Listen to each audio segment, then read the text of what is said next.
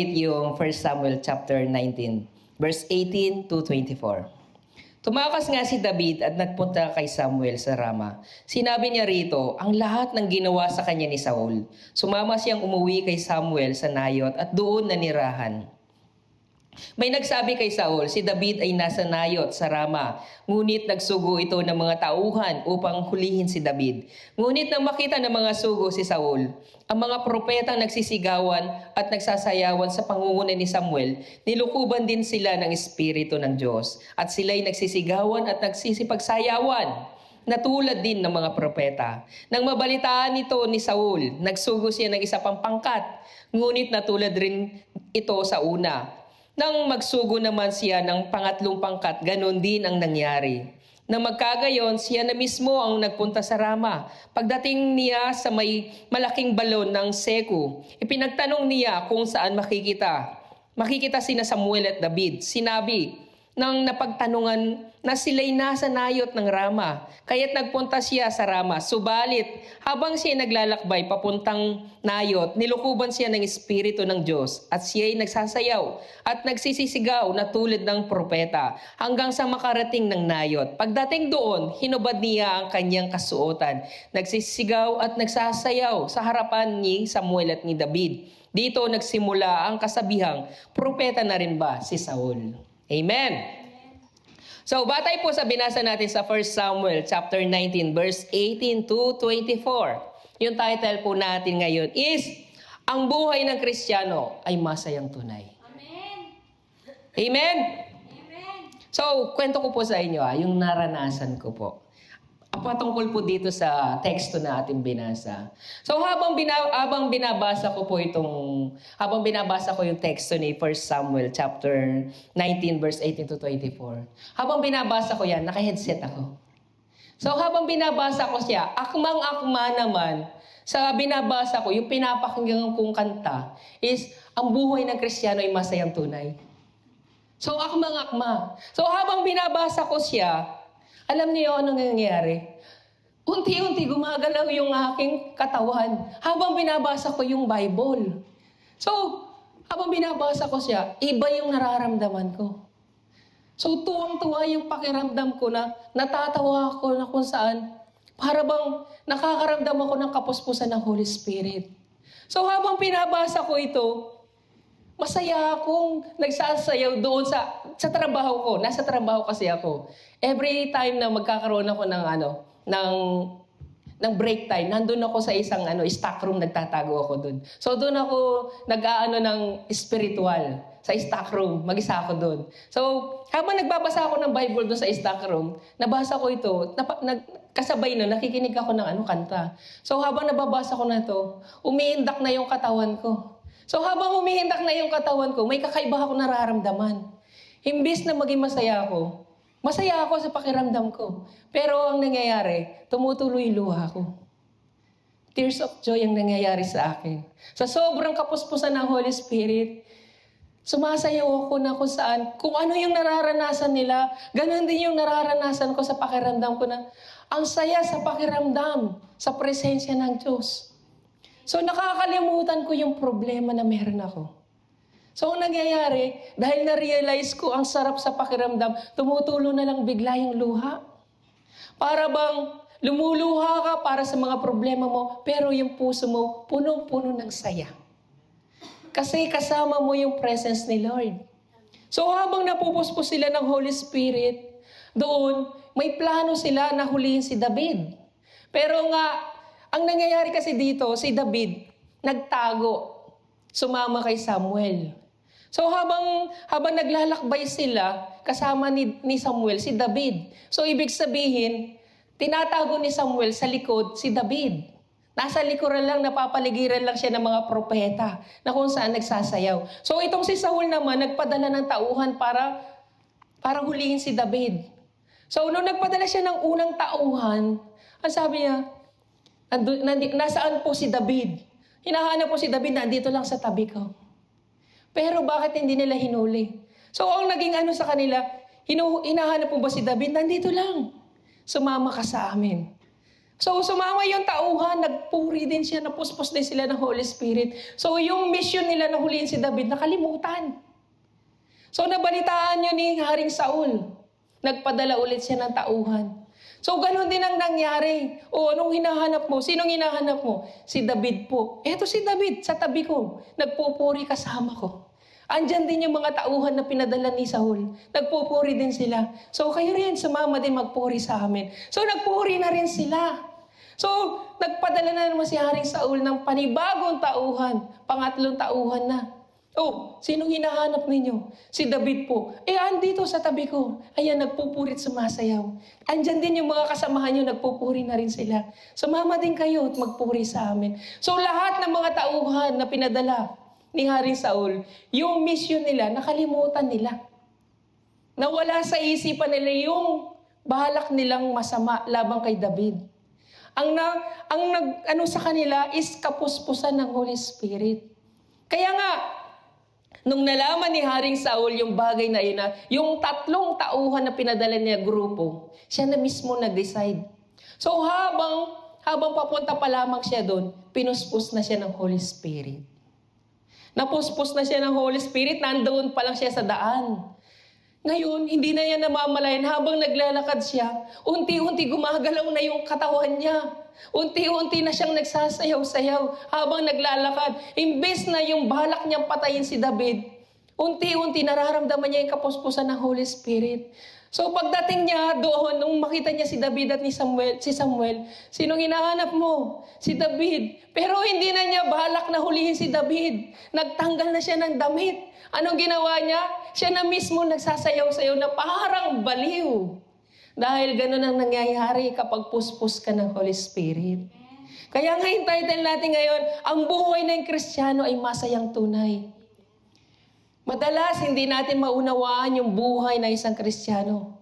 Punong-puno ng mga pagsubok, punong-puno ng mga problema, punong-puno ng katanungan, pero sa likod nun, napakasaya ng buhay ng Kristiyano.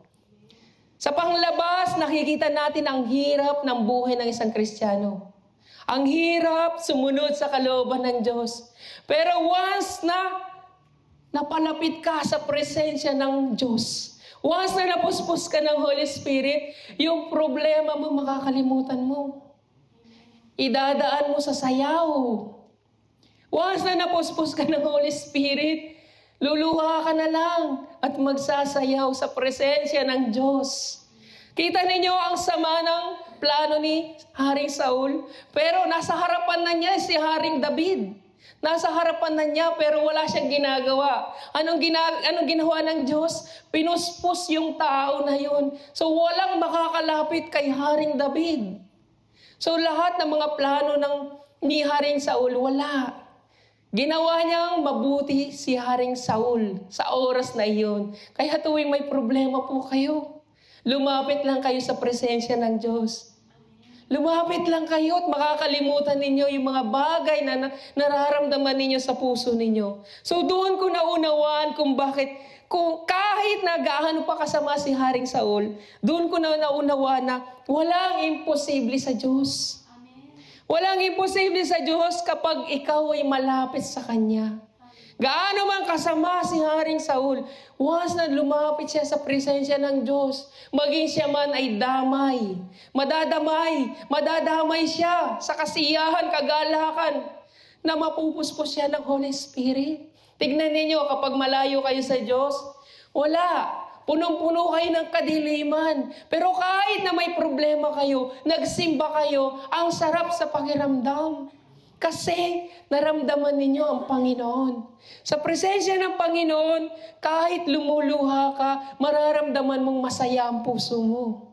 Kasi yun talaga ang tunay na mararamdaman mo once na kasama mo si Lord sa buhay mo.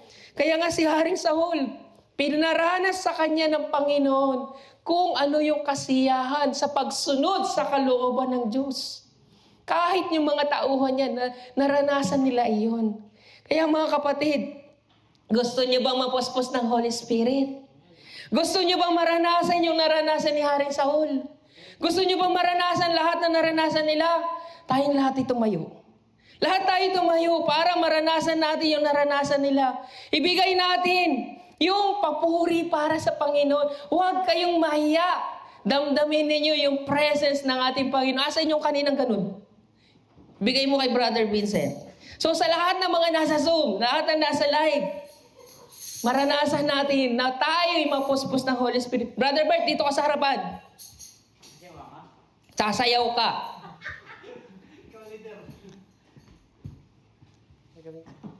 Kakanta ka.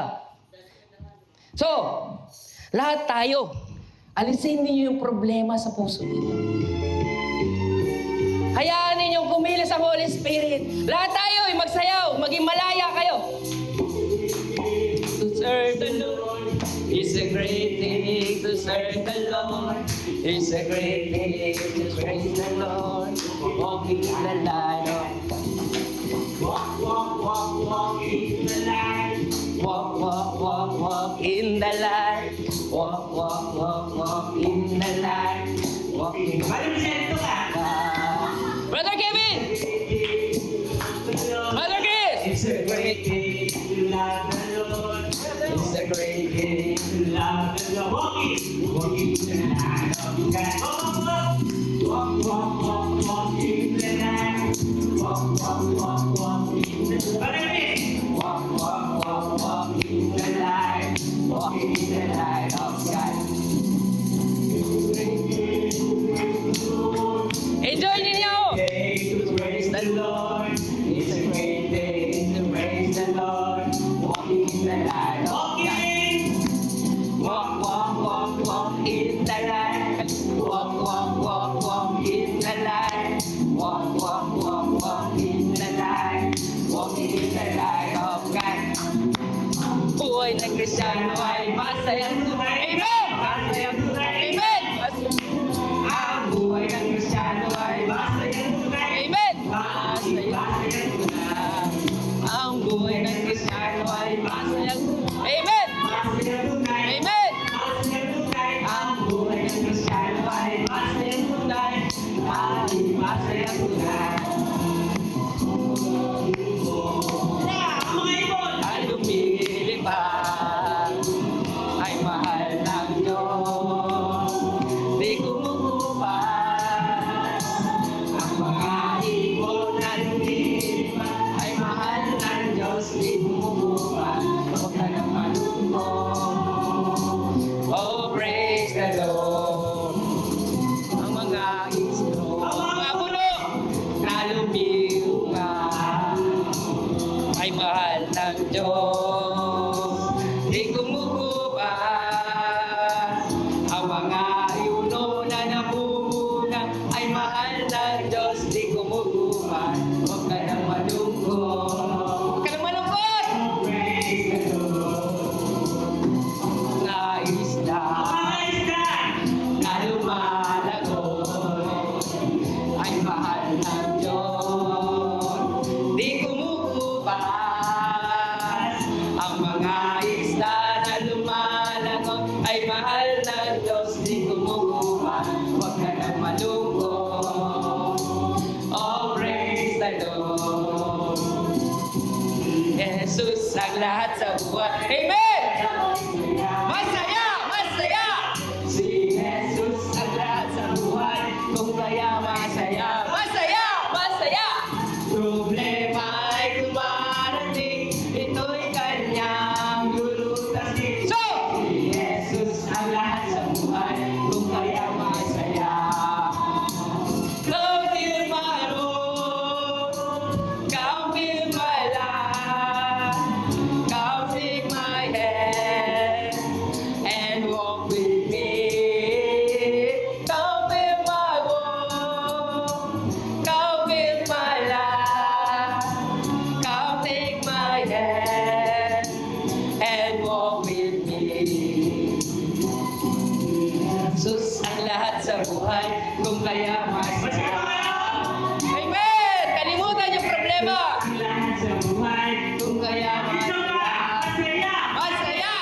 Problema ay dumarating, ito'y kanyang lulutasin. So, si Jesus ang lahat sa buhay, kung kaya masaya.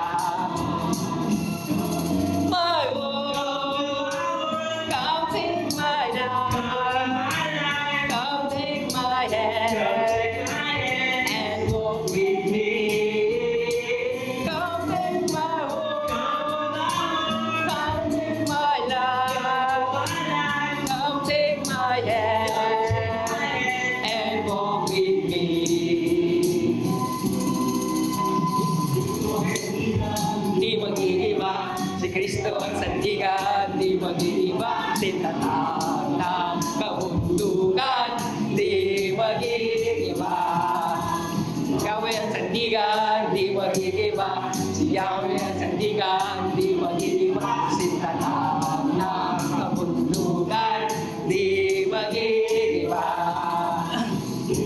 Sandigan, di magigiba. Si Kristo ang sandigan, di magigiba. Kasi tatak ng kabundukan, di magigiba. Pag-ibig sandigan, di magigiba. Pag-ibig ang sandigan, di magigiba. Kasi tatak ng kabundukan, di magigiba. Sandigan, di nagigiba. Pag-asa ang sandigan, di magigiba. Kasi tatak ng kabundukan, di magigiba. Sa Yahweh, kasang sandigan, di magigiba. Kristo sa Yahweh, ibig pag-asa ang sandigan, di magigiba. Kasi tatak ng kabundukan, di magigiba. Lula, lula, lula, lula, lula. Ang buhay na Kristiyano! Lula, lula, lula, lula, lula, rin. Amen! Right. Sabayan nyo lang! Jesus in the dancing. Damin niyo ang presence ng Holy Spirit.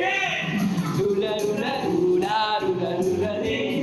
Lula, lula, lula, lula, rin. Lula, lula, lula, lula, lula, rin. Lula, lula, rin. Shoulder up, shoulder in, and shaking all around. Jesus in the dancing. Let us praise the Lord. Lula, lula, lula, lula, lula, ring. Lula, lula, lula, lula, ring. Lula, lula, lula, lula, lula, ring. Lula, lula, ring. And feet in the right and out, right and big and shaking all around. Jesus in the dancing. Let us sing the Lord. Lula, lula, lula, lula, lula, ring. Lula, lula, lula, lula, ring. Lula, lula, lula, lula, lula, ring. Lula, lula, ring. Rock you, and shake it all around. Jesus in the dancing. Let us praise the Lord. Lula, lula, lula, lula, lula, ring. Lula, lula, lula, lula, ring. Lula, lula, lula, lula, lula, ring. Lula, lula, ring. Driving out, driving and shaking all around. Jesus to the dancing. Let us praise the Lord. Lula, lula, lula, lula, lula, ring. Lula, lula, lula, lula, ring. Lula, lula, lula, lula, lula, ring. Lula, lula, ring. Jesus, in the name of Jesus, we are the victor.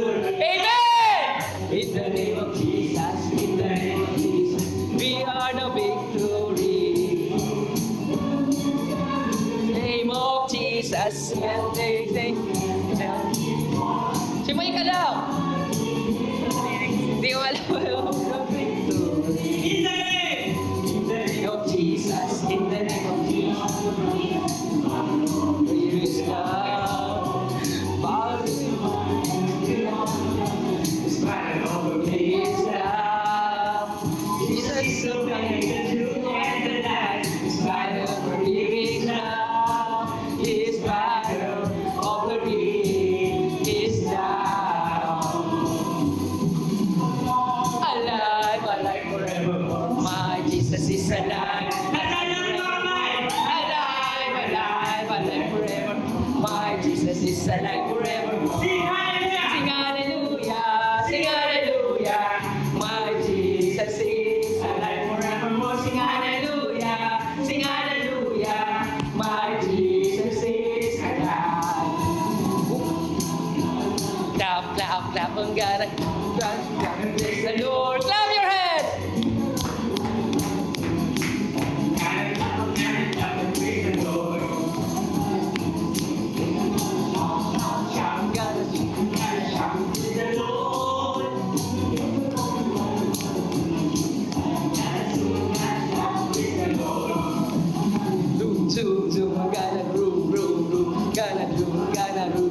the Lord.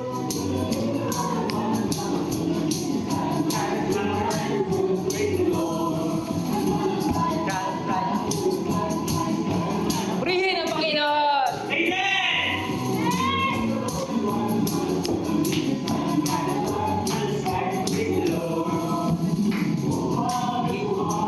Kailan pa man si Jesus ay buhay, buhay kailan pa man, buhay, buhay, buhay kailan pa man si Jesus ay buhay, kailan pa man. Hallelujah, hallelujah, si Jesus ay buhay kailan pa man, awitin natin ang hallelujah, si Jesus ay buhay, si Jesus ay buhay, si Jesus ay sigaw! Buhay! Amen!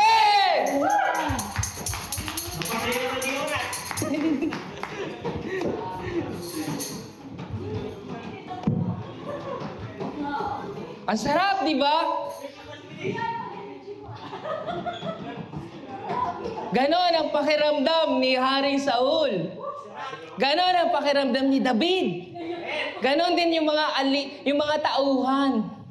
Habang lumalakad sila papuntang Nayot, wala silang tigil sa pagsasayaw, walang tigil. Kinalimutan nila yung mission nila. Kinalimutan yung mga problema na meron sila. Basta sila nagsayaw, nagpuri sa Panginoon. Ganon kasarap yung presence na kasama natin si Lord. Di ba ang sarap? Nagising yung diwa natin. Ang sarap sa pakiramdam. Nawala yung lamig. Ang sarap sa pakiramdam. Kaya nga yung mga problema ninyo, kalimutan na ninyo. Isa pa, Chris, ulitin natin. Ang sarap sa pakiramdam. So mga kapatid, napakasarap po ng buhay Kristiyano. Amen? Kaya nga yung mga problema po natin, yung mga problema natin na yan po'y naglalayo sa atin sa Panginoon. Pero dapat kayong lumapit sa Panginoon. Dahil nga sinasabi sa Roma chapter 8, verse 33 to 35, sino ang makakapagharap ng paratang laban sa mga hinirang ng Diyos? Gayong ang Diyos ang nagpapawalang sala sa kanila. Sino ang hahatol na sila'y parusahan? Si Kristo Jesus na pinatay, ngunit higit sa lahat ay muling binuhay. Ngayon ay nasa kanan ng Diyos upang mamagitan para sa atin. Ano man po yung problema na meron kayo, ano man ang mga pagsubok na meron kayo, kahit hatulan kayo ng ibang tao, maging masaya kayo. Dahil hindi magiging daan yun para kayo ay mapalayo sa Panginoon. Isipin ninyo, kung nakikita ninyo problema ako, problemado ako, marami akong problema, hindi yan dahilan para mapalayo ako sa Panginoon. Mas lalapit pa ako sa Panginoon. Kaya nga sabi niya, sino ang makakapaghiwalay sa atin sa pag-ibig ni Kristo? Ang kaguluhan kaya, ang kapighatian, ang pag-uusig, pagkagutom, kahirapan, panganib o kamatayan. Walang makakapaghiwalay sa pag-ibig ni Kristo sa atin. Kaya ano man ang mga dinaranas ninyo, sumayaw kayo sa presensya ng Diyos. Kalimutan ninyo yung mga problema na meron kayo. Ang sarap sa pakiramdam. Kaya nga walang sino man makakapag-iwalay sa atin sa pag-ibig ni Kristo. Kaya nga ang buhay ng Kristiyano ay masayang tunay. Hindi nila nauunawaan yan. Tanging ikaw ang nakakaunawa ng napakasarap sa pakiramdam na kahit nakikita nilang puno ka ng problema, nakangiti ka pa rin. Kasi ramdam mo na may Diyos ka sa buhay mo. Kaya nga, alam niyo po, si Brother Vincent, kahit paulit-ulit ko sinasabi ito, noong una hindi niya kami kilala. Sinasabi niya na ayaw kong makisama sa mga taong yan. Alam niyo kung bakit? Dahil malilimitahan yung buhay niya. Ayaw niyang makisama sa amin sa mga tao. Sabi niya, ayaw kong makisama sa mga taong banal na namumuhay maka-espiritual. Alam niyo kung bakit? Kristiyano siya. Kasi nga, malilimitahan, mawawala sa kanya yung hilig ng laman niya. Dati siyang Kristiyano pero umiinom ng alak. Ganon yung pamumuhay niya at kaya yun yung dahilan kung bakit niya ayaw sumama sa amin. Pero dahil niloob ng Panginoon, nung nakapasama siya sa amin, Alam niyo anong nangyari sa kanya? Nangangaral na rin siya ng salita ng Diyos. Simula nung sumama siya sa amin, simula nung napasama siya sa grupo na ito, masasabi mo ba na katulad ng sinabi ng Biblia, si Haring Saul ba'y propeta na rin ba? Kaya nga masasabi ba natin na si Vincent ay isang propeta na? Hindi. Hindi siya isang propeta, kundi napuspos na siya ng Holy Spirit. Kaya simula nang mapuspos po siya ng Holy Spirit, nag-umpisa na rin siyang mangharal ng salita ng Diyos. Dahil siya mismo, mapapatotohanan niya, ang sarap sa pakiramdam kapag nasa presensya ka ng Diyos. Kaya nga ipinapahayag niya sa mga tao na kung paano siya binago ni Lord. Kahit na dumaranas siya ng mga problema, na ipapahayag niya pa rin ang salita ng Diyos dahil sinasamahan siya ng Holy Spirit. Kaya mga kapatid, ano man ang mga problema ninyo, tawanan ninyo. Lumapit lang kayo sa presence ni Lord. Kaya si Lord, sasamahan niya kayo. Tignan ninyo, andun na si David, andun na sa harapan ni Saul, pero walang nangyari dahil under control ni Lord ang lahat. Kahit gaano kasama yung tao sa harapan mo, kaya niyang baguhin yan. Kung ano man ang plano niya, sirain ka man ng tao na yan, kaya niyang baguhin ang puso niyan. Walang magagawa sa iyo yung tao once na iloob ni Lord sa kanya yun, baguhin siya ng Panginoon. Mababago at mababago lahat ng mga plano ng taong nagbabalak na masama sa iyo. Manatili ka lang sa presence ni Lord. Manatili ka sa tabi ng Panginoon at si Lord mismo magtatanggol sa iyo. Sa lahat ng umuusig sa buhay mo, sa lahat, hindi lang mga tao, kundi pati mga demonyo. Si Lord ang magtatanggol sa iyo. Hahawiin sila ng Panginoon. Nang sa gayon, masabi niya, walang sino man makakapaghiwalay sa atin. Kagutuman man yan, kaguluhan, kahirapan, panganib o kamatayan, hindi tayo maghihiwalay, anak. Dahil ako ang iyong ama, ikaw ang aking anak. Kaya huwag mong intindihin ang problema mo. Sumama ka sa akin at magpupuri tayo. Kaya nga, ang sarap sa pakiramdam kanina, di ba? Punong-puno tayo ng problema, pero kinalimutan natin yun. Ang sarap sa pakiramdam na sumayaw, magpuri sa Panginoon. At yan yung naramdaman ni Haring Saul. Kahit may sama siya ng loob kay David, nawala yun. Ganon din po kayo. Tayong lahat, ganon na mararamdaman natin once na lumapit tayo sa ating Panginoon. Kaya nga, bakit hindi tayo magiging masaya? Sa palagay niyo, bakit hindi kayo masaya sa buhay sa Kristyan? Bakit hindi po kayo masaya? Kasi nga po, nag-aalala tayo sa buhay natin. Inuuna natin yung pag-aalala natin sa buhay natin, sa mga problema natin. Bakit hindi tayo lumapit sa Panginoon? Alam niyo ba na yung pag-aalala ninyo, yung hindi kayo masaya sa buhay ninyo, yan yung sinasabi ng Panginoon. Kapag hindi daw kayo masaya, wala kang pananampalataya. Yan ang sabi ni Lord. Kapag nag-aalala ka, wala kang pananampalataya. Kaya kapag may problema ka, maging masaya ka. Sabi nga ng Lucas chapter 12, 29-30, kaya sabi niya, kaya't huwag kayong labis na mag-isip kung saan kayo kukuha ng kakainin o iinumin. Huwag na kayong mangamba. Ang mga bagay na ito ang pinagkakabalahan ng mga taong di nananalig sa Diyos. Alam na ng inyong Ama na kailangan ninyo ang lahat ng iyan. Diba? Hindi na kayo masaya dahil punong-puno na kayo ng alalahanin. Tingnan ninyo, yung mga tauhan niya. Kinakailangan nila hulihin si David.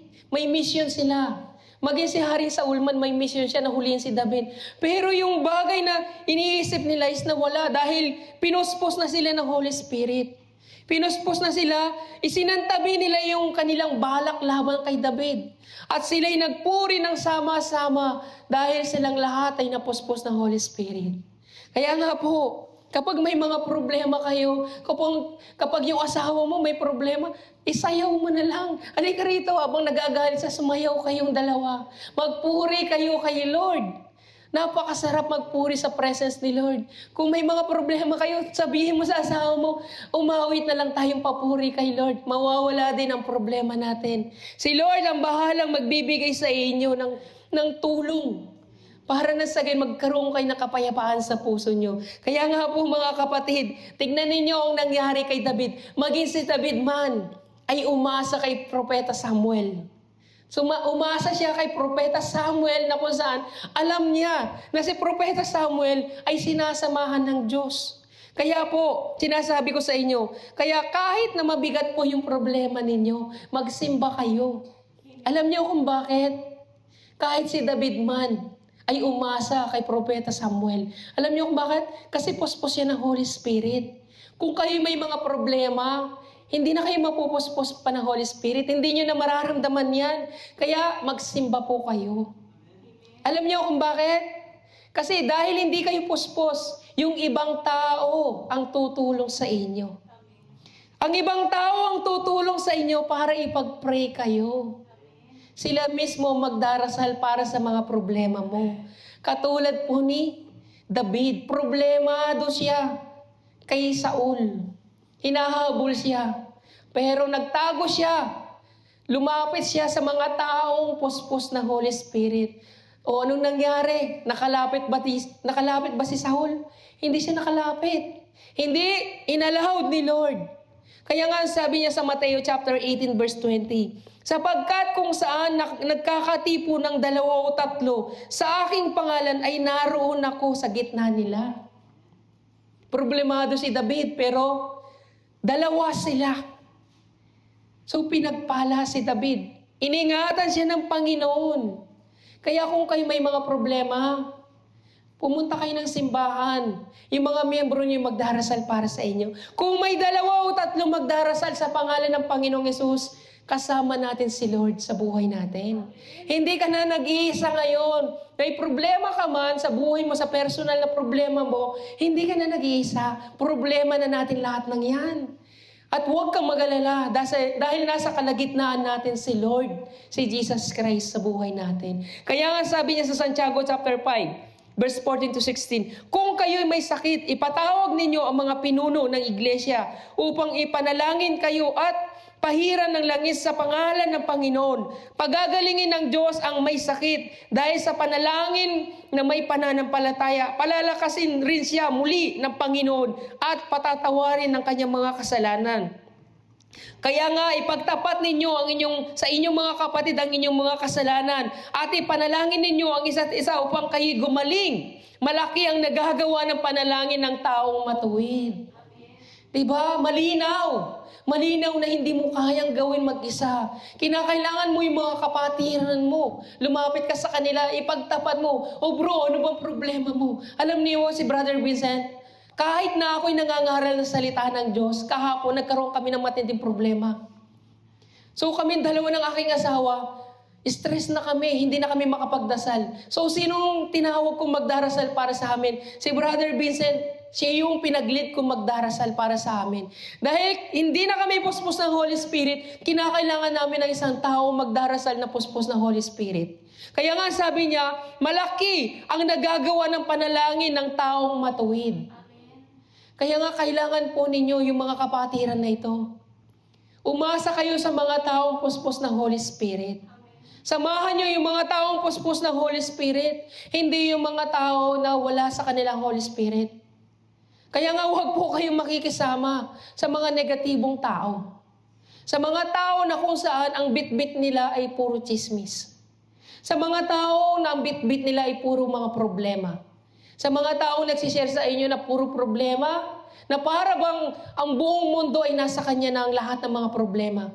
Kasi ang ibig ko po sabihin, lahat naman tayo may problema. Pero may mga tao po na kung saan wala siyang ibang sinasabi kundi problema lang.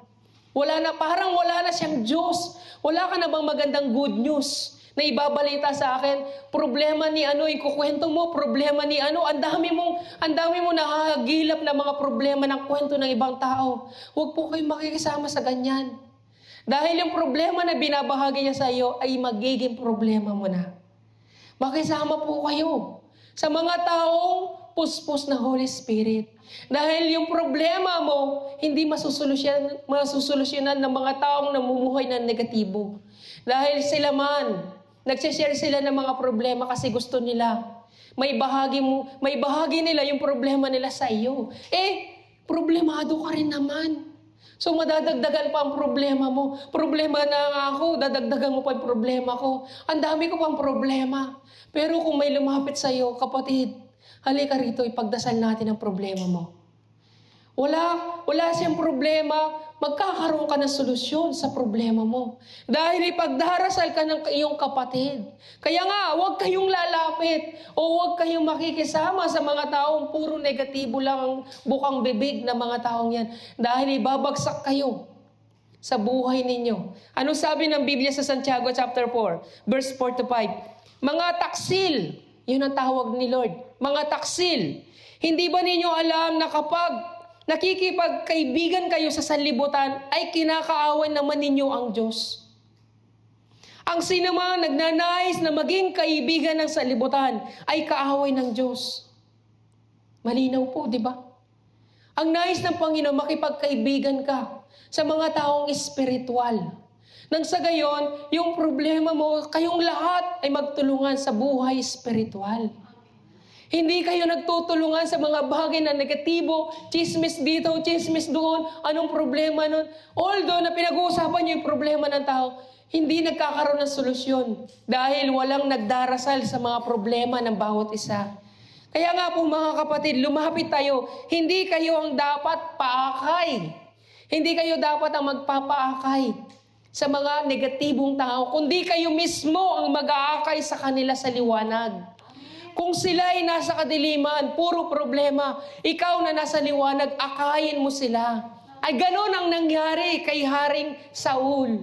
Imbes na akayin niya si David, siya yung naakay sa liwanag. Siya yung napuspos ng Holy Spirit. Kaya sa inyo po mga kapatid, hindi sila yung mag-aakay sa iyo, kundi ikaw mismo ang aakay sa kanila papuntang liwanag. Kapatid, kung may problema ka, ako rin may problema. Halika rito, magdasal tayong dalawa. Sinasabi ng Biblia, kung may 2 o 3 nagdarasal sa pangalan ng Panginoon, nandito si Lord. Pero kung walang dasal na sasabihin yung kasama mo, kung hindi niya sasabihin, halika mag-pray tayo, umalis ka na dito. Dahil walang maitutulong ang problema mo. At wala rin naman magkakaroon ng solusyon sa problema ko. Ang tanging kailangan ko is dasal. Dasal ng isang kapatiran. Upang nang sa gayon magkaroon ng solusyon yung mga problema. Tignan niyo si David, lumapit siya kay kay Propeta Samuel. Kasi alam niya na si Samuel ay paspos ng Holy Spirit. Tapos makikisama pa kayo sa mga tao chismosa, puro problema ng abot nila. Walang solusyon, wala kayong solusyon sa inyong mga problema. So sa inyo, ang dapat nating gawin is manatili tayo sa liwanag. Yun ang dapat natin gawin. Kaya nga sabi niya sa Mateo chapter 5, verse 14 to 16, kayo ang ilaw ng salibutan. Ang isang lungsod na nakatayo sa ibabaw ng burol ay hindi may tatago. Wala din namang taong nagsisindi ng ilaw at pagkatapos ay inilalagay iyon sa ilalim ng malaking takalan. Sa halip inilalagay iyon sa talagang patungan upang matanglawan ang lahat ng nasa bahay. Gayon din naman, dapat ninyong paliwanagan ang inyong ilaw sa harapan ng mga tao upang makita nila ang inyong mabubuting gawa at papupurihin ng inyong Ama na nasa langit. So manatili po tayo sa liwanag. Hindi yung kadiliman ang aakay sa inyo, papuntang kadiliman. Kayo mga nasa liwanag, akayin nyo yung mga nasa kadiliman. Ganun yung ginawa ni Samuel kay Saul. Inakay niya papuntang liwanag. So tayo mga kapatid, kung pakiramdam mo nasa kadiliman ka, maghanap ka ng mga taong nasa liwanag. Nang sa gayon, matanglawan ka ng liwanag na nagmumula sa presence ni Lord.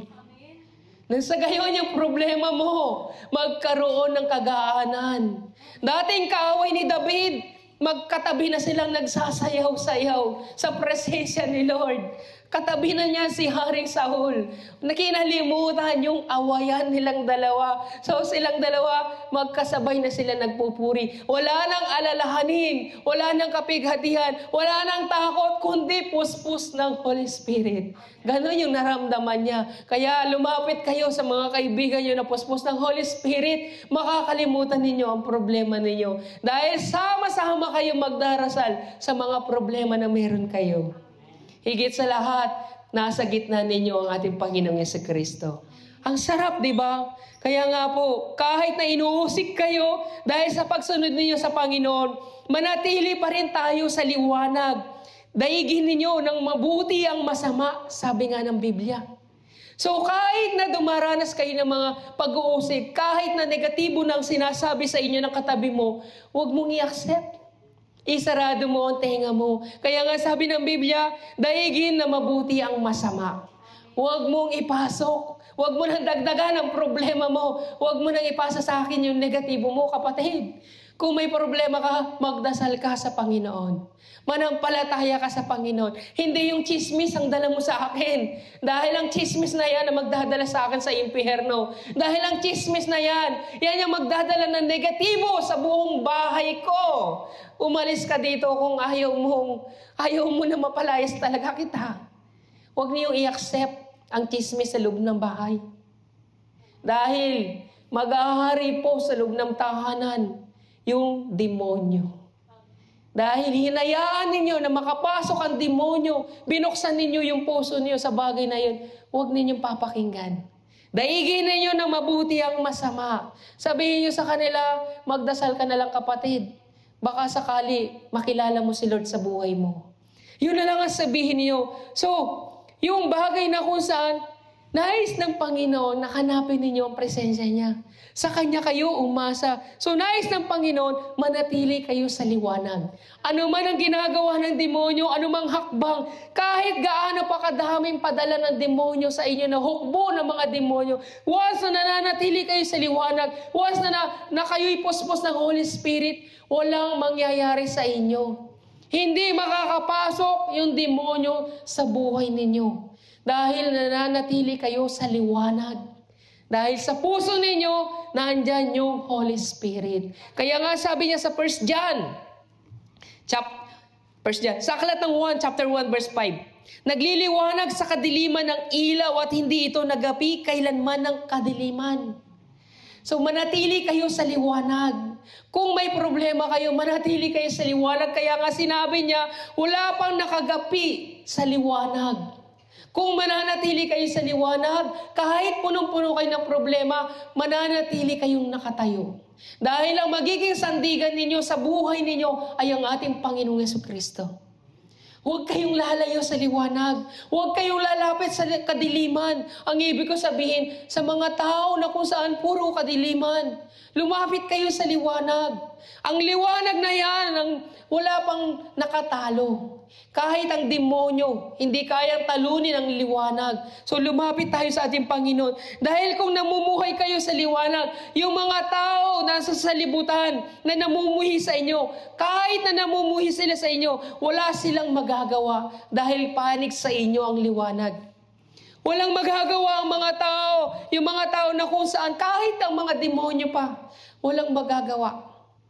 Dahil nasa inyo ang liwanag. Kailan ba natalo ang Panginoong Jesucristo? Kailan ba natalo ang Diyos ng demonyo? Wala. Never natalo ang liwanag sa kadiliman. Kaya magtiwala po tayo sa ating Panginoon. Kaya nga yung mga tao na nasa kadiliman, ayaw nilang makipagkaibigan sa mga taong Kristiyano. Alam niyo kung bakit? Dahil yung mga taong Kristiyano namumuhay na may kabanalan. Katulad ng kaninang pinatutuhanan ko kay Brother Vincent, kahit na isa na siyang Kristiyano, ayaw niya makisama sa amin. Dahil namumuhay siya sa kadiliman. Umiinom siya ng alak, namumuhay siya sa hilig ng kanyang laman, sa anumang kasalanan na meron siya. Yun ang ayaw niya. Kaya yung mga tao sa salibutan, sabihin mo sa kanya, kapatid, kung ayaw mo sumama sa akin magsimba, huwag kang sumama sa akin, hindi kita mapipilit. Pero ako, mananatili ako sa liwanag. Kung ini-invite ka ng mga kapatiran mo na, uy, tara, mag-inuman tayo kung may problema ka, daanan natin sa inuman. Hindi po yan totoo. Hindi yan solusyon sa buhay na problema ninyo. Ang solusyon dyan ay liwanag. Nang sa gayon magkaroon ng liwanag yung isipan mo, ang Panginoong Jesucristo. Kaya nga kung may problema kayo, huwag kayong lalapit sa mga tao sa salibutan. Anong sabi ng Biblia? Dahil yung mga tao sa salibutan, ayaw din nila sa liwanag. Ayaw din nila sa Panginoong Yesus. Ayaw nilang lumapit sa Panginoon. Anong sabi sa John chapter 3 verse 20? Kinasusuklaman ng mga tao, ng mga gumagawa ng masama ang ilaw, ni hindi lumalapit dito upang hindi mahayag ang kanilang mga gawa. So ayaw ng mga tao sa salibutan sa liwanag. Dahil ayaw nilang naliliwanagan sila. Ang kaliwanagan para sa kanila, yung pamamaraan ng salibutan ito. Katulad ng sinabi ko kanina, kapag may problema ka, ang mga tao sa salibutan, ano ang solusyon? Alak. Alak ang solusyon ng mga tao. Pero sa mga tao sa liwanag, ang solusyon sa problema is mag-pray ka sa Panginoong Jesucristo. Magkakaroon ka ng solusyon. Kaya nga sa 1 Corinto, Chapter 2 verse 14, ang sabi niya, sapagkat ang taong di pinapatahanan ng Espiritu ay ayaw tumanggap ng mga kaloob mula sa Espiritu ng Diyos para sa kanila. Kahangalan ng mga iyon at di nila maunawaan sapagkat ang mga bagay na espiritual ay maunawaan lamang sa paraang espiritual. So yung problema mo sa hilig ng laman mo, sa problema mo sa pangpinansyal, hindi yan masusolusyonan sa sariling kakayahan. Ang solusyon dyan is spiritual. Spiritual ang magiging solusyon dyan.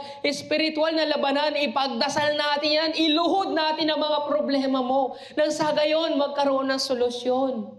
Spiritual to spiritual. Si David, spirituality.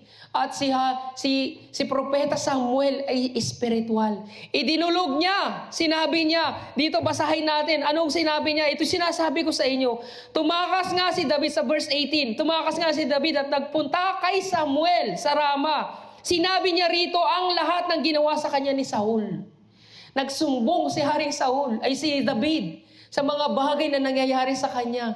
So halika rito. Ipag-pray natin lahat ng mga problema mo. Dahil alam ni David na puspos ng Holy Spirit si Samuel. Kaya nga sinasabi ko sa inyo, spirit to spirit, masusolusyonan ang problema. Isang halimbawa dyan, kahapon, nagkaroon kami ng conflict. So, si Tina, patotohanan ko lang sa inyo bilang testimony. Sa kahapon, si Tina, negatibo na yung nararamdaman niya. Balot na siya ng negatibo, umiiyak na siya. Wala na siyang tigil sa kakayak dahil sa nai-stress na siya sa problema niya. Problema pala namin dalawa. So, siya lang ang umiiyak. So, sa sobrang stress niya, nakakapagsalita na siya ng masama. Lumalabas na sa bibig niya yung kasamaan. Kung ano-ano na nasasabi niya na masama sa ibang tao. So, si Brother Vincent nagalit din sa kanya. Nagalit siya. Nakapagsalita din si Brother Vincent. Ang pananalita naman niya is positibo. Ginamit niya yung Word of God. Pero, ang naging bunga ng pag-uusap nila, si Tina, masama ang sinasabi, si Brother Vincent, Bible verse ang ginagamit. Ang naging resulta, negatibo. Sa math, positive plus negative equals negative. So, sabi ko sa kanila, walang tama sa inyong dalawa. Bakit mo pangangaralan itong tao na ito na punong-puno na negatibo na salita ng Diyos? Hindi yan uubra. Hintayin mo muna kumalma ang puso niya. Pag kumalma na ang puso niya, saka ka pumasok sa Word of God. Pag okay na, saka papasok yung Holy Spirit, positive na yung puso niya, doon mo ipasok yung Holy Spirit. Magiging positive yung bunga. So, nangyari yung bagay na yun. Sabi ko sa kanya, ang bagay na spiritual ay maunawaan lamang sa paraang spiritual. Paano maunawaan ng tao na yan? Hindi nga siya puspos ng Holy Spirit. Pang-spiritual lang sinasabi mo. Maunawaan niya lang yan kapag okay na yung damdamin niya. So, nung umokay si Sistina, naging maayos na yung presence niya, naging masaya na siya, doon, pumasok naman yung rebuking ko sa kanilang dalawa. Doon ay nag-iyakan na silang dalawa. Doon sila natuto. So, mula sa pagiging negatibo, papuntang positibo. spirit to spirit, na unawaan nila yung mensaheng sinasabi ko sa kanila. Kahit na andun kami, nasa labas kami, nagpipreach pa rin ako sa kanila. Wala man kami sa loob ng simbahan, nire-rebuke ko pa rin sila. Walang katapusang pagre-rebuke. Yan po ang sinasabi ko sa inyo. Lumapit kayo sa mga taong maka-spiritual. Magkakaroon ng solusyon yung mga problema. Dahil sama-sama kayo magdarasal sa mga problema na meron po kayo. Kaya ang sarap makipagkaibigan sa mga taong maka-spiritual. So, si Brother Vincent, natuto siya. Nagalit siya, hindi siya nakapagtiis, hindi siya nakapagtimpi, na hindi niya na-control yung sarili niya.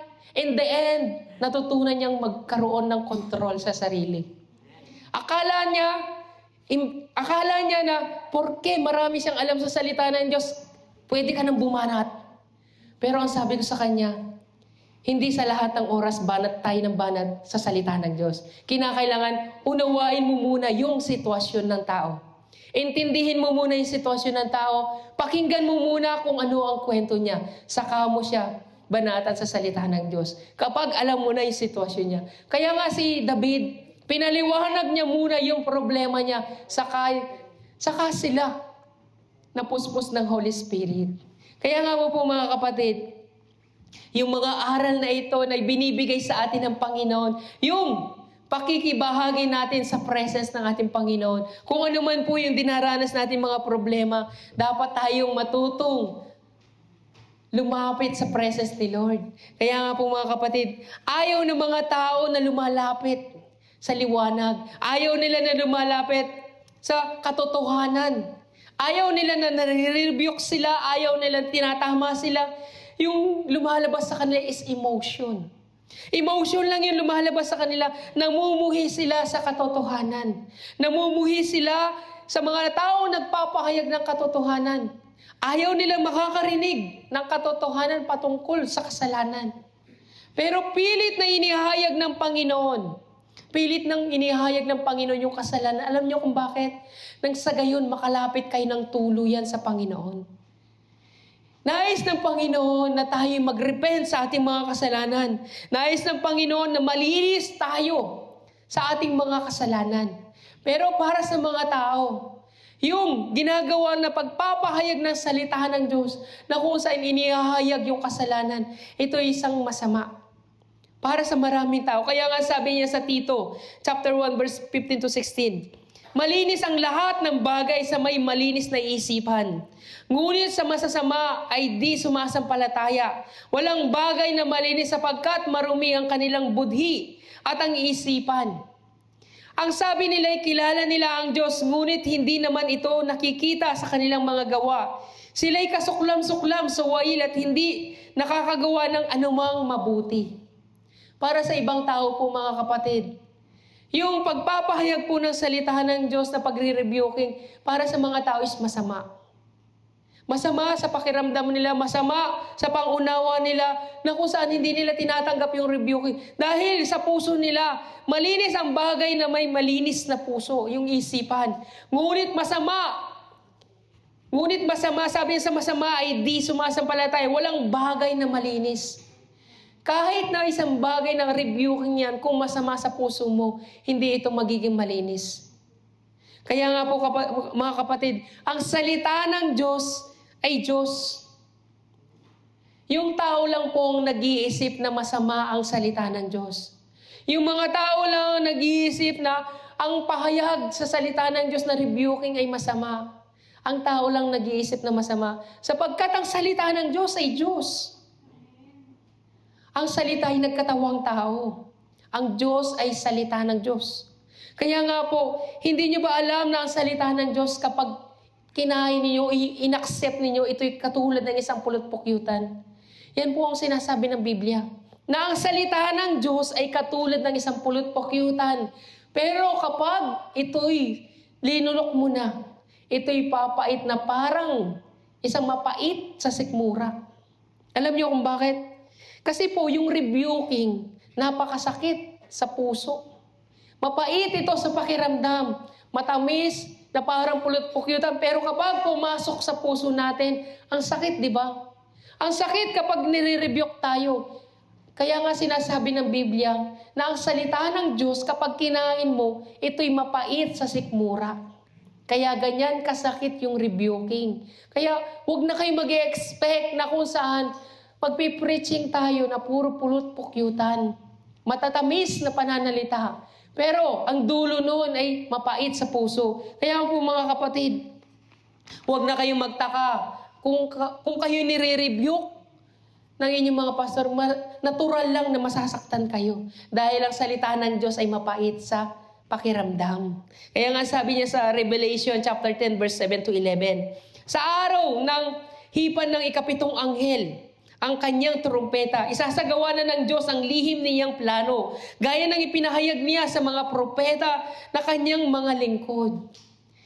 Alam niyo po ba kung bakit tayo nagre-rebuke? Dahil may kalooban ng Panginoon para sa atin. May dahilan si Lord kung bakit niya tayo nire-rebuke. Ano yung dahilan niya? Ang sabi niya, sa araw na hipa na ikapitong trumpeta, yung anghel ang kanyang trumpeta, isasagawa na ng Diyos ang lihim niyang plano, gaya ng ipinahayag niya sa mga propeta na kanyang mga lingkod. Pagkatapos, ay kinausap ako muli ng tinig na narinig ko nagsasalita mula sa langit. Lumapit ka sa anghel na nakatungtong sa dagat at sa lupa at kunin mo ang hawak niyang kasulatan na nakabukas. Nilapitan ko nga ang anghel at hiningi ang kasulatan. Sinabi niya sa akin, kunin mo ito at kainin. Mapait iyan sa sikmura, ngunit sa iyong panlasay kasintamis ng pulot pukyutan. Inabot ko nga at kinain ng maliit na kasulatan. Matamis nga iyon, parang pulot pukyutan sa bibig. Ngunit nung malunok ko, may pumait ang aking sikmura. At sinabi nila sa akin, kinakailangang ipahayag mong muli ang mga ipinapasabi ng Diyos tungkol sa mga tao, bansa, wika at mga hari. Yun ang dahilan kung bakit ginigising tayo ng Panginoon patungkol sa salita ng Diyos. Sa pamagitan ng rebuking, ginagawa ng Panginoon yan. Ang pait, diba? Kung para sa atin yung rebuking mapait, nauuna muna dadaan yung pait na yan sa tagapagpahayag. Dadaan muna yung rebuking sa akin. Ako muna nire-rebuke ni Lord bago yung mga tagapakinig. So lahat tayo dito, pantay-pantay sa harapan ng Panginoon. Lahat-lahat tayo dito. Tayong lahat ay sinasabihan ng Panginoon na nasa huling araw na tayo mga kapatid. Ginagawa ni Lord, ginigising na tayo. Pinapalo na tayo ng ating Panginoon na sa gayon, gumising tayo sa katotohanan na malapit na pong dumating ang ating Panginoong Jesucristo. Kaya nga po, tanggapin na natin yung salita ng Diyos. Ngayon ko lamang po mas nauunawaan mabuti yung salita ng ating Panginoon na pasanin mo yung krus. Pasanin mo yung krus at sumunod ka sa akin. Paano natin papasanin ng krus? Gaano kahirap pasanin yung krus na sinasabi ng ating Panginoong Jesucristo? Sa paanong paraan natin may papakita na pasan-pasan natin ang krus ng ating Panginoong Jesucristo? Sa paanong paraan? Ang krus yung deserve, yung unang panahon, yung mga tao, deserve ng mga tao na masasama ay ipako sa krus. Deserve ng mga tao yun noong unang panahon. Pero yun yung naging way para tayo matubos sa ating mga kasalanan. Dahil si Kristo mismo, ipinako sa krus na walang kasalanan. Pinako siya noon sa gayon, matubos tayo sa ating mga kasalanan. Ginawa yun ng ating Panginoon, namatay siya sa krus, nag-alay ng dugo para sa ating mga pagkakasala. Binigyan niya tayo ng kagandahang loob. Pinatawad tayo sa ating mga kasalanan at binigyan niya tayo ng bagong buhay. Ito yung buhay na tatagos doon sa karinang langit. At yung krus na yun, yung pagkapako niya sa krus, yun yung simbolo ng mga tao nung panahon na yun na makasalanan sila. So dahil doon, si Kristo'y nag-alay ng buhay para sa atin. Dahil sinasabi ng Biblia, sapagkat kamatayan ng kabayaran ng kasalanan. Kaya nga si Kristo Jesus na walang kasalanan, siya mismo ang nag-alay ng buhay para sa atin doon sa krus ng Kalbaryo. So tayong lahat ay pinatawad na sa ating mga kasalanan. So sinabi ni Jesus sa atin mismo, pasanin niyo ang krus. Ngunit paano? Paano natin papasanin ng krus na iyan? Kaya nga sabi niya sa Lucas chapter 9 verse 23, ang sino man nagnanais sumunod sa akin, ay kinakailangan itakwil niya ang kanyang sarili, pasanin araw-araw ang kanyang krus at sumunod sa akin. Yun ang sabi ng Panginoon. Sa buhay ko po bilang isang mangangaral, marami pong nagagalit sa akin sa pamamaraan ko po ng pagpapahayag ng salita ng Diyos. Maraming mga tao na nagagalit, pero yun talaga ang gusto ng Panginoon eh. Kung yung pangangaral ko po ay puro rebuking, hindi ko maaring baguhin yon. Hindi ko maaring baguhin yung bagay na yun dahil yun ang kalooban ng Panginoon para sa ating lahat. Hindi ko maaaring sundin ang aking kalooban at sundin ko yung kalooban lamang ng mga tao. Sa aking pangangaral, masasabi ko na, itong bagay na ito, paano ko kaya papasanin ng krus? Sa paanong paraan ko kaya papasanin ng krus ng ating Panginoon? Yung bagay na kung saan, ito yung ginagawa ko para sa atin lahat. Yung rebuking. Bakit kayo nire-rebuke? Pinapaalalahanan kayo na kayo'y isang makasalanan. Ito yung klase na kung saan pinapaalala sa inyo ng Panginoon, pasanin mo yung krus mo. Tandaan mo, huwag mong kakaligtaan, huwag mong kakalimutan, makasalanan ka. Yun yung krus na sinasabi ng Panginoon, na pasanin mo yung krus mo. Dahil nung time na yun, yung pagpasan ni Kristo ng krus, itinuturing siyang makasalanan. Itinuturing siyang iba. Hindi siya itinuturing na isang banal. Kayo, huwag niyong ituring na kayo isang banal. Ituring niyo ang sarili niyo na kayo isang makasalanan na pasan-pasan ng krus. Huwag ninyong ituring na kayo'y malinis. Kaya nga yung mga taong ayaw ng rebuking, ayaw nilang pasanin ang krus nila. Kasi nga hindi nila itinuturing na sila'y makasalanan. Pero kayo, ina-accept ninyo yung rebuking. Natural, ina-accept ninyo na kayo isang makasalanan. Natural, gusto nyong pasanin ang krus. Sabi ni Lord, pasanin mo ang krus mo. Sumunod ka sa akin. Saan ka man magpunta, susunod tayo kay Lord. Ibig sabihin, yung rebuking, pagpapaalala sa atin, na pasanin natin yung krus. Yun. Kaya huwag na yung ignore yung rebuking. Anong gusto ninyo? Madalas sa mga Kristiyano, ayaw nilang rebuking kasi ayaw nang ihayag sa kanila yung kasalanan. Ayaw nilang mahayag ang kasalanan ng tao. Dahil tanging rebuking lang ang magpapahayag sa mga tao ng kanilang mga kasalanan. Pero si Lord gusto niya pasanin mo ang krus mo. Sa paanong paraan? Kung walang magpapaalala sa inyo, hindi niyo maalala na pasanin ang krus. Kung walang magpapaalala sa inyo, hindi niyo maalala na itong bagay na ito isang kasalanan. Kung walang magpaparealize sa inyo, hindi niyo mauunawaan yung bagay na pagpasan sa krus. Pero dahil nga ina-accept natin yung rebuking, pasan-pasan na rin natin yung krus na yan. Dahil ina-accept natin sa sarili natin na tayo'y mga makasalanan. Kaya nga, sa buhay natin mga kapatid, huwag niyong isipin na dahil marami na kayong kaalaman sa salita ng Diyos, dahil nagsisimba kayo, pasok na kayo sa langit. Hindi. Kinakailangan ninyong ituring na ang sarili ninyong makasalanan kayo. Sa harapan ng Diyos, be humble. Sa harapan ng Diyos, wala pa kayong alam. Sa harapan ng Diyos, maging mangmang kayo. Lord, kailangan kita sa buhay ko. Kailangan kita sa buhay ko. Kailangan ko yung presence mo. Kaya nga lumapit kayo sa Panginoon. Huwag ninyong ilayo ang sarili ninyo. Pasanin ninyo lagi ang sarili. Pasanin ninyo ang krus. Ituring ninyo na kayo'y makasalanan. Kaya nga sabi ni Kristo, sumunod kayo sa akin. Sumunod kayo kay Kristo. Gayahin niyo si Kristo na tinuring din siyang makasalanan ng mga tao. Kaya nga, natutuwa ako sa mga taong nagsasabing false prophet daw ako. Dahil pinapakita lamang ninyo na pasan-pasan ko ang krus. Alam niyo kung bakit? Dahil itinuturing ko ang sarili ko na ako isang makasalanan. Nagtataka kayo, bakit ako ginagamit ni Lord? Kahit ako, nagtataka ako sa sarili ko. Makasalanan ako, Lord. Bakit mo ako ginagamit? Kasi kalooban ko na gamitin ka. Bakit ko sasabihin kay Lord? Iano ko ba sa mga tao? Banal ako, kaya ako ginagamit ni Lord? Hindi. Ako man ay isang makasalanan. Pero sa ilalim ng kapangyarihan ng Holy Spirit, ipinapahayag ko lamang ang mensahe ng Diyos. Dahil sinasabi ni Lord sa pahayag, sa aklat ng pahayagan, sabi niya, di ba? Kaya nga, pinapaalalahanan ng ating Panginoon, ipahayag mong muli ang mga ipinapasabi ng Diyos tungkol sa mga tao, bansa, wika at mga hari. Trabaho lang ng isang mga ngaral na paalalahanan tayo sa salita ng Diyos, na kung saan ang salita ng Diyos ay mapait. Hindi matamis ang buhay ng Kristiyano, kundi masaya ang buhay ng Kristiyano, pero mapait sa panlasa. Mula sa sikmura, mapait.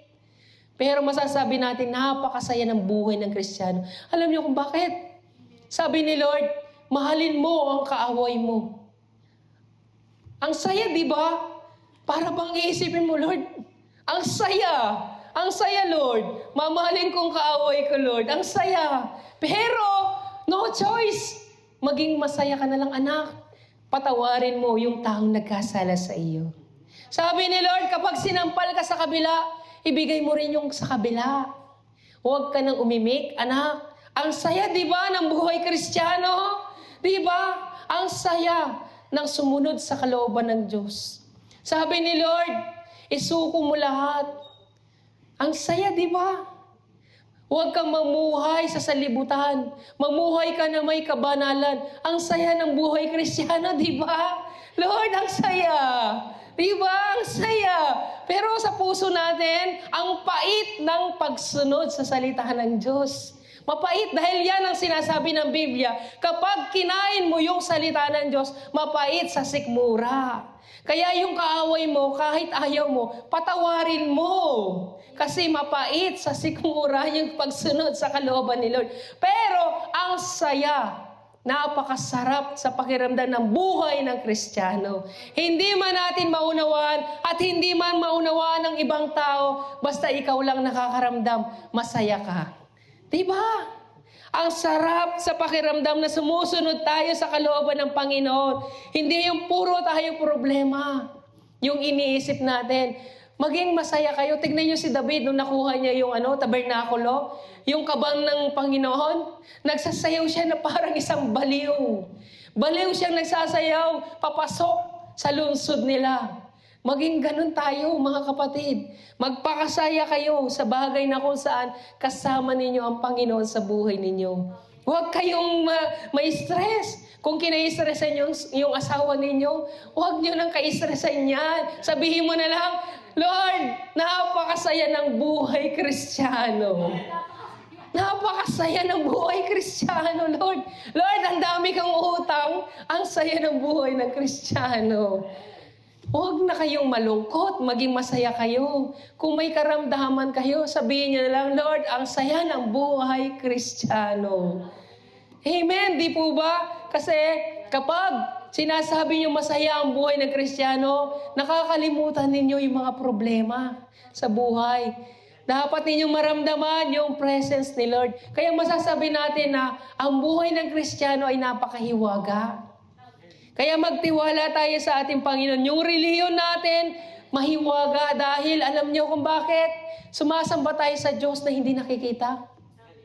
Ang Diyos na hindi nakikita pero nararamdaman ng ating mga puso. Kahit hindi natin alam, hindi natin nakikita si Lord, nagagalit tayo kay Lord. Kinakausap natin si Lord kahit hindi natin nakikita. Napakahiwaga ng buhay Kristiyano. Ang saya, di ba? Kaya nga sabi niya, di ba? Sabi niya sa 1 Peter Chapter 4, verse 13. Ang sabi niya, sa halip magalak kayo sa inyong pakikibahagi sa mga paghihirap ni Kristo upang maging lubos ang inyong kagalakan kapag nahayag na ang kanyang kadakilaan. So makibahagi tayo sa paghihirap ng ating Panginoong Jesucristo.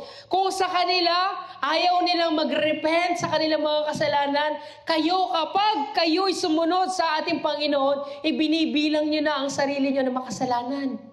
Kapag sumunod kayo sa ating Panginoon, ibinibilang na ninyo ang sarili ninyo na mababa. Kapag sumunod kayo sa ating Panginoon, ibinibilang ninyo yung sarili ninyo na mamumuhi sa inyo yung mga tao dahil sa salita ng Diyos. Kaya nga kapag ibinilang ninyo yung sarili ninyo sa harapan ng ating Panginoon, yung mga tao, lalayuan na nila kayo. Dahil namumuhay na kayo sa liwanag. Kaya mamuhay kayo sa liwanag. At yan yung nais ng ating Panginoon. At yan din yung ginawa ni David. Lumapit siya kay Propeta Samuel. Dahil sa matinding problema niya, naghanap siya ng taong puspos ng Holy Spirit. At yun si Samuel. At nagkaroon ng solusyon yung problema nila. Yung problema niya kay Haring Saul, nawala iyon. Maging si Haring Saul man ay napuspos ng Holy Spirit. Kung yung problema ninyo, huwag ninyong iisipin yan. Ang isipin ninyo, yung mga taong puspos ng Holy Spirit, nais kong i-share yung aking problema sa kanila upang sa gayon may pagdasal nila ako. Nang sa gayon, tutulungan kanilang mag-pray. Hindi na kayo nag-iisa mga kapatid. Huwag niyong solusyonan yung mga problema niyo sa sarili niyo lang. Kapag kayo mismo, kumbaga, hindi niyo sinasabi yung mga problema ninyo, parang wala na rin kayong Diyos. Sabi nga ng Panginoon, di ba, kung may 2 o 3, gusto ni Lord, hindi ka mag-isa. Kapag mag-isa ka lang, hindi mo binabahagi yung mga problema mo sa ibang tao, sa mga taong nasa liwanag, ipinapakita mo lang na hindi ka rin nagtitiwala sa Panginoon. Kasi si Lord, andun sa kalagitnaan ng 2 o 3. Hinihintay ka ni Lord, makijoin ka. Makijoin ka lang. Makijoin ka, makibahagi ka sa iyong mga kapatid. Dahil nandun si Lord sa kalagitnaan. Kaya mga kapatid, yung mga problema po ninyo, sabihin na lamang ninyo, napakahiwaga ng aking relihiyon. Ang saya ng buhay ng Kristiyano. Kaya nga sabi niya sa 1 Timothy chapter 3 verse 16, hindi may kakaila na napakadakila ng hiwaga ng ating relihiyon. Siya'y nahayag ng maging tao, pinatunayang matuwid ng Espiritu, at nakita ng mga anghel, ipinangaral sa mga hentil, pinaniwalaan ng lahat at itinaas sa kalangitan. So through Holy Spirit, inihahayag ang pagkilos ng ating Panginoong Jesucristo. Sa pamagitan ng Espiritu Santo, nakikita natin ang pagkilos ni Lord sa buhay natin. Kaya nga, ang bawat isa sa inyo mga kapatid, kinakailangan mapuspos ng Holy Spirit. Kung problemado o stress ang buong bahay, ikaw mismo dapat mapuspos ng Holy Spirit. Sumayaw ka na parang isang baliw. Kapag nakita ka ng asawa mo na siya'y problemado, matutuwa na lamang siya. Kakalimutan na niya ang kanyang problema. Dahil mag-isya man ay mapupuspos na ng Holy Spirit. Kaya mga kapatid, sabihin natin lahat, sabay-sabay tayo. Sabihin natin, ang buhay ng Kristiyano ay masayang tunay. Buhay ng Kristiyano ay masayang tunay. Amen! Kalimutan natin ang problema. Hanapin natin ang presence ni Lord sa buhay natin. Let's pray po mga kapatid. So tayong lahat mga kapatid ay magdasal.